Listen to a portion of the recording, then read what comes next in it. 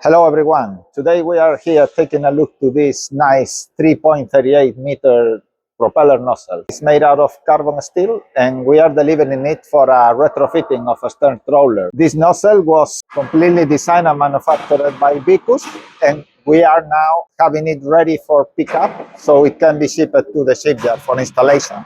What we have done, this the last step before delivering, is to do the sandblasting and primer so the nozzle can be installed easier, and then it only needs the final touch and the final coating in the shipyard. This plate I'm grabbing here is the central plate for connecting to the ship's center line, while this is two brackets that will be adjusted on site by the shipyard. So that's why we deliver those plates loose, so they can be taken out and can be cut and fitted on site in the dry dock.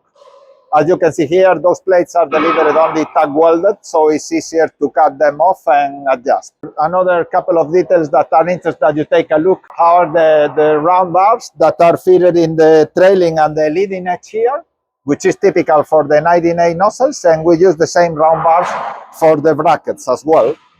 And then here you can see how nice the submerged arc welding looks, which is the automatic submerged arc welding that we have carried out, which guarantees a perfect welding and very watertight construction without concerns on the quality of the welding. And apart from that, the submerged arc welding, you see the finish is perfect.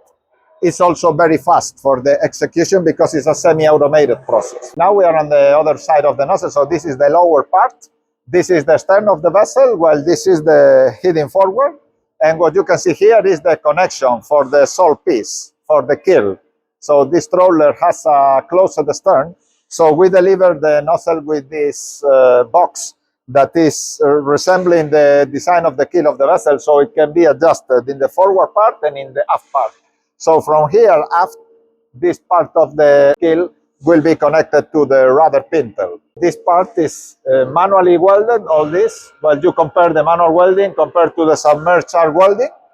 And this is also delivered with protruding 100-150 millimeters, so it can be adjusted on site by the shipyard.